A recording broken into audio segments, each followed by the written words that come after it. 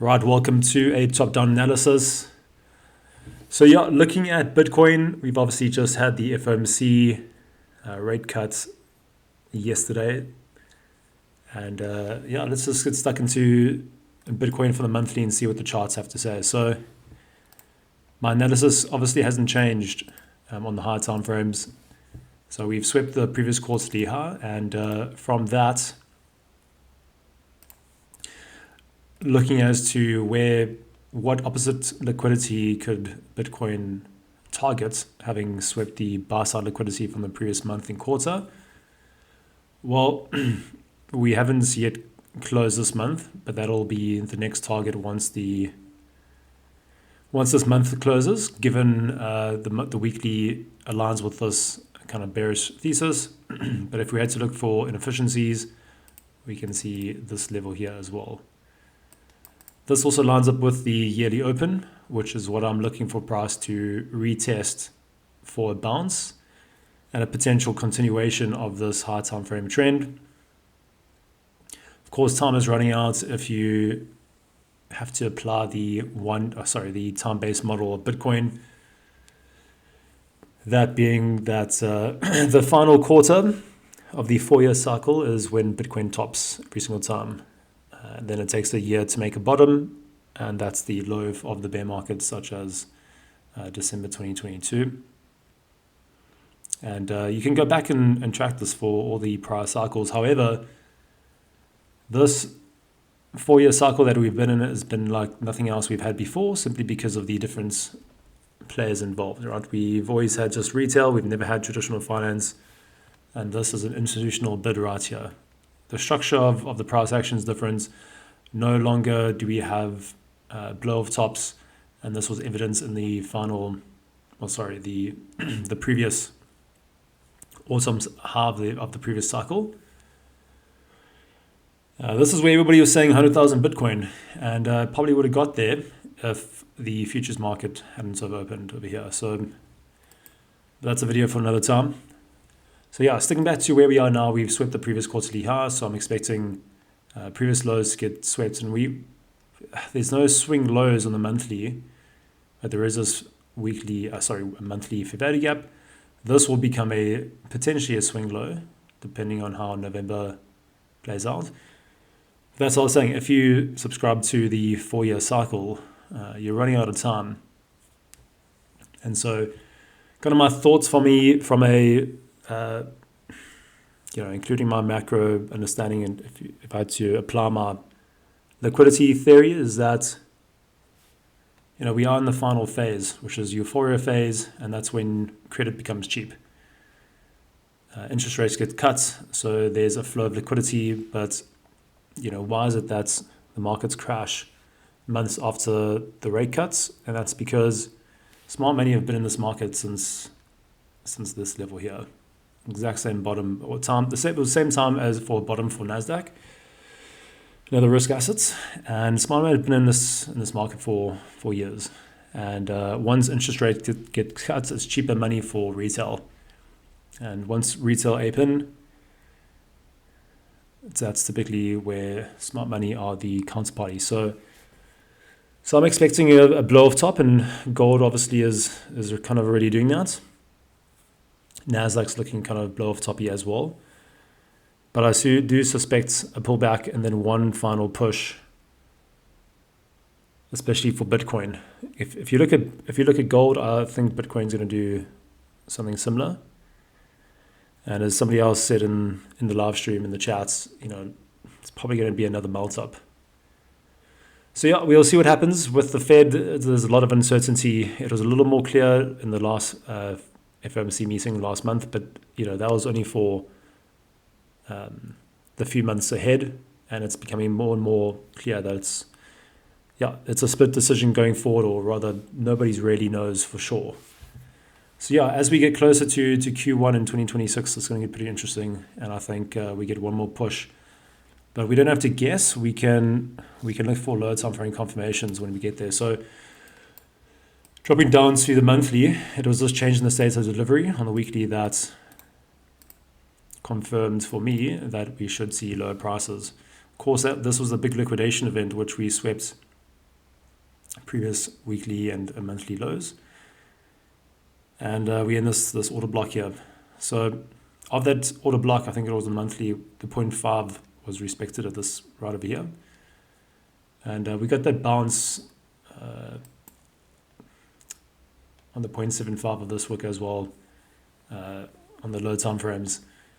But yeah, going into this week, we swept this buy side liquidity and we've been starting off, so we can jump into the low time frames. But looking at the standard deviation for this move, taking the swing high to the swing low, if we just use one standard deviation, it takes us to the weekly fair value gap, as well as this order block, even this breaker block, low high, low low break. These two up close candles would be the breaker. These two down close candles would be the order block. This is obviously a fair value gap on the weekly, and there's that monthly fair value gap. Also, 92 is the yearly open. So there's a lot of confluence in this zone. And also, if you want to keep it super simple, we've got expansion, consolidation. So this is just a range. And I'd like to see the ranged low get swept. This is just internal range liquidity. So if you drop below this, you ideally want to see a sweep, right? Which is just a candle body closing above this level. And that's the thing. We could trade into this zone down here. There's also a CME gap on the futures chart at 92. So we could trade down here, and you might be thinking, well, aren't you just respecting the monthly fair value gap? Well, the wicks do the damage, the bodies tell the narrative, as RCT always says. And so we could trade down low. As long as you close the monthly candle above this level, you've respected that, and that's what you want to see. So having been, a majority or sold all my Bitcoin at 120 when I got a 12-hour confirmation model off this level. Actually, I apologize, it was off this level here. I didn't expect this push. I wanted to see it lower before another push. My plan remains the same, that I'm cash heavy, although I have shifted some into my existing Ethereum position, into Link position, as well as one or two other speculative plays. But the plan remains the same. I'm only interested in getting back in this market and moving out a cash heavy position once price gets here and then confirms, right? My model is exactly the same that I use for NASDAQ, day trading, as it is for high time frame. It's the models, markets are fractal. So, I'm looking for, this expansion, consolidation. I want to see a manipulation, and I want to see this to form as a market maker model, because that's what I trade. So let's have a look at the 4-hour chart since we're on the weekly here. And this is, of course, the weekly high time frame candles that you're looking at. So this is a nice daily fair value gap as well as a 4-hour fair value gaps. You can see we've swept the previous week highs over here, these relative highs, and we've traded away from that. So we didn't sweep these, which is okay for me. I'd like to see price trade into these lower levels with these relative highs intact. So of course this is the FOMC wick. If we are going to bounce on this level, it'll be the 0.5 of this wick, which is just an inefficiency. You can see we're bouncing at the 0.25 at the moment. So you would want to see the 0.5 get a bounce while Ethereum makes a low. You can see Ethereum is a lot closer to these lows. But of course, there's our monthly targets. And look at all this low resistance liquidity. So low resistance is just simply relative equal lows, because there's a lot of sell side liquidity here, all these relative equal lows. This is just how you get those cascading sell-offs, because everyone's stop losses are placed beneath these swing lows, such as human nature. So if we break these levels, we should see a cascade, a sell-off like this. Market makers withhold, absorbing liquidity, and so the market just, creates a sell side imbalance because they're not stepping up to buy. And what retail in their right mind are buying sell-offs like that? They're not. They're the ones selling off because the market makers are inducing fear by allowing the market to sell off. And when they trigger those sell stops, well, that just contributes, and that's how you get the cascading sell-offs. It's like a long squeeze, basically. So these conditions are up for a sell-off, and I want to see another sell-off like this. That, for me, would be creating the conditions for the accumulation side of a market maker buy model, where we could get a smart money reversal around here, and ideally going into the start of November. If we sell off from this point, there'll be so much fear in the market. Nasdaq's also doing a pretty good job at that right now. So yeah, I'd really like to see this level. This is where I look for my confirmation models that a smart money reversal is in play.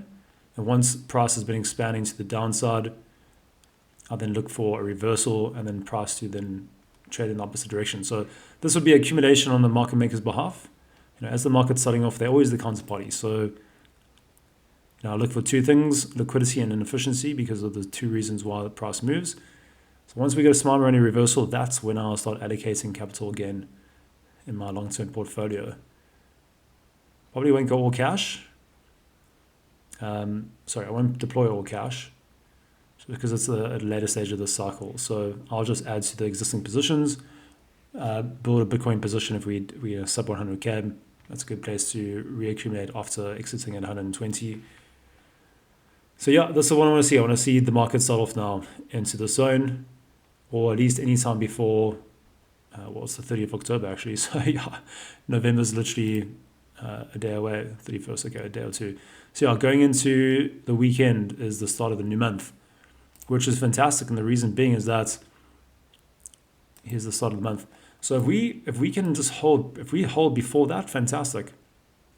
Because the moment we get the monthly open, everything below that is potentially forming a wick. So if we trade down into these levels, the new monthly candle would be sweeping weekly sell-side liquidity. This would be the previous monthly low. And of course, there's a lot more, here we go, another previous monthly low, monthly fair value gap. And of course, we could drop down into 92.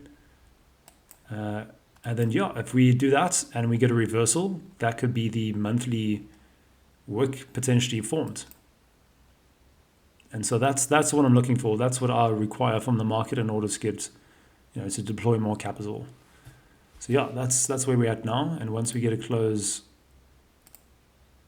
we're coming up to the New York session pretty soon. So I'd like to see the continuation and cascading sell-offs, maybe then hover above this price. If I see price drop like this, just cascading down with huge gaps like this, and then pause here, and then go into the monthly open like this, and then bam, we start the monthly open like this, I'll be paying attention because I'll be looking for a confirmation model that price is changing the state of delivery. And then I'll look to get on side. Really as simple as that. If we don't, well, yeah, I don't catch falling knives, right? I'll just simply be looking for price to reverse and confirm. And that's the beauty of using the mechanical model. You're not just guessing. You wait for certain levels to be respected, and then you wait for manipulation and a change in the state of delivery. Simple as that. Because my monthly, of course, is bullish. Right, we're putting back into a bullish monthly range. Make no mistake about it. This is bullish. Just because we've swept the highs here, that doesn't mean that this structure is invalidated. To me, I'm just looking at this as this is the bullish range that I'm operating in. So price should drop down to this level, then I get a reversal at this point. I'm going to trade back to these highs. I'll use standard deviation from the manipulation points to project where price will go, as I usually do when looking for prices above all-time highs. Right, so that's where we're at with Bitcoin. Let's drop into Ethereum. Of course, anybody who's been watching my videos or joining the live streams in the Discord, you'll know that I'm exceptionally bullish on Ethereum, especially on the monthly charts. So although this high has been swept, it has not been swept on the CME future charts. These lows have in fact been swept on the CME future charts. So I expect now that the range lows have been taken out, I expect the range highs to be taken out. In addition to the fact that we've created a monthly unicorn. A unicorn is simply a breaker block with a fair value gap through it. But what the most important elements of a unicorn is time. So from the opening level of whatever time you're using, whatever time frame, when you get a sweep of liquidity from the open, that is what makes it a unicorn. So this, from the start of 2025, we've opened, dropped lower, we've swept the previous yearly low, and then we've created this move here with a fair value gap is what validated this breaker block. Low, high, low, low, break. And a close above that. These candles here, this blue candle, that's your breaker block. There's your fair value gap, which we tapped into already. So, this candle is about to close, this monthly candle. If Bitcoin comes to take out those lows that I was mentioning before, and Ethereum doesn't, that's a higher low, that's SMT. And I'll expect this asset to be stronger since Ethereum always outperforms Bitcoin in low interest rate environments, especially with quantitative easing. And it would make sense, right? If we're about to get that blow off top, Ethereum in those type of conditions should outperform since it has been lagging against Bitcoin over the last 4-year cycle. I mean, we've only had one push. Yes, since April, as I mentioned on Twitter earlier this year, that on the reversal, Ethereum will outperform Bitcoin, and it has significantly. And I expect this to continue. I refuse to, just keeping it mechanical, look at this. Expansion, retracements, I expect continuation. Anybody who's been watching my daily journal videos going over my daily trades, I often trade, most of the time I'm trading a high time frame continuation model, which this is exactly that. Expansion met with the shadow retracements. I look for the confirmation down here for a reversal, and then I trade the low time frame to align with the high time frame continuation. It's really as simple as that. So we've dropped into the breaker block, we've dropped into the fair value gap. Even if price does come and sweep this previous month low, fantastic. Ideally, you want to see Bitcoin take out this low and this make a higher low because that's SMT. This is in the stronger assets. But I'm in position and holding for this to hit at least 5,000. But the crazy thing is, using standard deviation, this takes you to 9,000. So yeah, non-financial advice, do your own research. I'm not sure when this will happen. Eventually it will. But crypto is a very small asset class. And so, these they are subject to manipulation more so than other assets because they're very small. But that's for the exact reason why this can get to these levels. So that's neither here nor there. Do your own research when it comes to investments and trading, of course. But this is my model. It shouldn't be any different whether I'm using the monthly, the 4-hour, the 1 minute. It's all fractal. It's all the same. So yeah, exceptionally bullish on Ethereum. Let's drop down to the weekly and to see how things are looking there. And this is the point I'm making. Expansion, shadow retracements. Also, if you use equilibrium of this range, you can see we've tapped into the discounts range. And why am I using this swing low, not this? And that's simply because when you hit this expansion and this pullback, you pull back into a fair value gap. And then you had to change the state of delivery here. So this creates a new range. You could argue the same here. But yeah, from my experience, this is what I'm using. This was just expansion, retracements, expansion. And this is obviously a shadow retracements. Look how long this has taken to pull back and the price level change versus how many candles it took to make this price level change. So relatively speaking, this move here is clearly shallow. You can visually see that. And so, yeah, Bitcoin comes to take up these lows get taken out, awesome. Whatever happens, I'm bullish. Until proven otherwise, I'm bullish. There's really no need to go down to the low time frames. This is where I expect the sell-off to happen. In addition to the fact that we have SMT here, Bitcoin swept this high. And I'd want to see that because that becomes a relative highs and a really clean target in addition to the other sets of relative highs right over here. Look at that, that's clean. So if we get into the sell-off down here, exact same model as Bitcoin, I'm looking for a smart money reversal. And that'll be my cue to add to the position for that monthly unicorn. So yeah, that's the top-down analysis for Bitcoin and Ethereum.